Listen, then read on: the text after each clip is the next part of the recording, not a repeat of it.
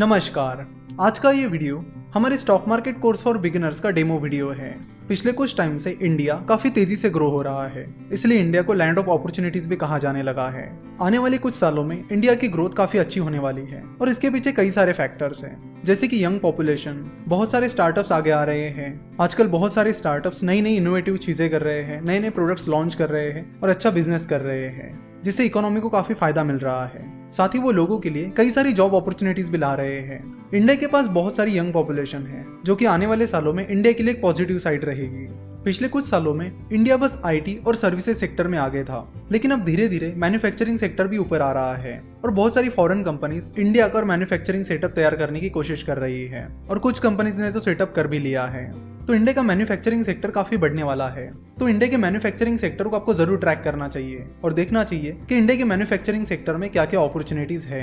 वो opportunities investment के हिसाब से भी हो सकती है और बिजनेस के हिसाब से भी हो सकती है। और इंडिया की चल रही ग्रोथ को देखकर बहुत सारी फॉरेन कंपनीज इंडिया में इन्वेस्ट कर रही है, जैसे कि आप देख सकते हैं अलीबाबा और सॉफ्टबैंक बहुत हेवीली इंडिया में इन्वेस्ट कर रहे हैं। साथ ही बहुत सारी यूएस की प्राइवेट इक्विटी फर्म्स है, वेंचर कैपिटल्स है, जो इंडिया में हेवीली इन्वेस्ट कर रहे हैं। तो हम इंडियंस को भी इन अपॉर्चुनिटीज को ढूंढना होगा और इन अपॉर्चुनिटीज का फायदा उठाना होगा, क्योंकि आप कह सकते हैं कि इंडिया फिलहाल एक इन्फ्लेक्शन पॉइंट पर आ गया है, जहां से चेंजेस होने शुरू हो गए हैं। तो आप इन्वेस्टमेंट करके इन अपॉर्चुनिटीज का फायदा उठा सकते हो। वो इन्वेस्टमेंट स्टार्टअप्स में भी हो सकती है और स्टॉक मार्केट में भी हो सकती है। तो फिलहाल हमने ये जो कोर्स बनाया है वो स्पेशली बिगिनर्स के लिए बनाया है, जो स्टॉक मार्केट को शुरुआत से सीखना चाहते हैं। मिस्टर वॉरेन बफेट, जो कि फिलहाल दुनिया के 3rd रिचेस्ट पर्सन है, उन्होंने 11 साल की उम्र में स्टॉक मार्केट में इन्वेस्ट करना शुरू किया था। 11 साल की उम्र में उन्होंने सिटी सर्विस नाम की कंपनी के 6 शेयर्स खरीदे थे। ऐसा नहीं कि पहली इन्वेस्टमेंट से उन्हें सक्सेस मिला, बट धीरे धीरे अपनी गलतियों से वो सीखते चले गए और आगे चलकर एक सक्सेसफुल इन्वेस्टर्स बन गए। सिमिलरली मिस्टर कार्लोस स्लिम हेलू, जो कि दुनिया के 5वें रिचेस्ट पर्सन है, उन्होंने 11 साल की उम्र में गवर्नमेंट सेविंग बॉन्ड में इन्वेस्ट करना शुरू किया था और 12 साल की उम्र में स्टॉक मार्केट में इन्वेस्ट करना शुरू किया था। तो बहुत कम उम्र में ही इन्वेस्टमेंट शुरू करके पहले तो उन्हें कंपाउंड इंटरेस्ट का मतलब पता चला और उसका महत्व भी कि कंपाउंड इंटरेस्ट कितना इंपॉर्टेंट है और कैसे ये किसी व्यक्ति को बहुत अमीर बना सकता है। मिस्टर वॉरेन बफेट और मिस्टर कार्लोस स्लिम हेलू, इन दोनों ने भी बहुत ही कम उम्र में इन्वेस्टमेंट स्टार्ट की थी और इन्वेस्टमेंट का रूल भी यही कहता है कि जितने जल्दी आप शुरू करोगे उतना बेहतर, क्योंकि कंपाउंडिंग को अपने फेवर में काम कराने के लिए कुछ टाइम पीरियड लगता है। उसके लिए बेहतर होगा कि आप जल्द से जल्द इन्वेस्टमेंट शुरू करें ताकि कंपाउंडिंग आपके फेवर में काम कर सके। ये जो कोर्स हमने बिगिनर्स के लिए बनाया है, उसमें हमने कंपाउंडिंग को बहुत ही डिटेल में कवर किया है। उसमें हमने एक एग्जांपल की भी बात की है, जैसे कि सेंसेक्स ने पिछले 10 सालों में कंपाउंडेड सालाना 16% रिटर्न दिया है। तो अगर मान लेते कि आने वाले सालों में सेंसेक्स 15% कंपाउंडेड सालाना रिटर्न देता है, तो आपके 1 लाख रुपए की अमाउंट 28 साल बाद 50 लाख रुपए हो जाएगी। यानी 1 लाख रुपए को 50 लाख रुपए बनने में 28 साल लगेंगे और फिर उसके बाद और 50 लाख उसमें जुड़ने में सिर्फ 5 साल लगेंगे। यानी 33 साल बाद आपकी अमाउंट 1 करोड़ हो जाएगी। तो कंपाउंड इंटरेस्ट का मतलब क्या है? कंपाउंड इंटरेस्ट का मतलब है इंटरेस्ट पर इंटरेस्ट। आपको जो भी रिटर्न्स मिलेंगे उस पर आपको रिटर्न्स मिलेंगे। कंपाउंडिंग के लिए जरूरी है कि आपकी इन्वेस्टमेंट लॉन्ग टर्म होनी चाहिए, तभी कंपाउंडिंग काम कर पाएगी। इन्वेस्टिंग को और डिटेल में समझने के लिए आपको एक्टिव इनकम और पैसिव इनकम को भी समझना पड़ेगा।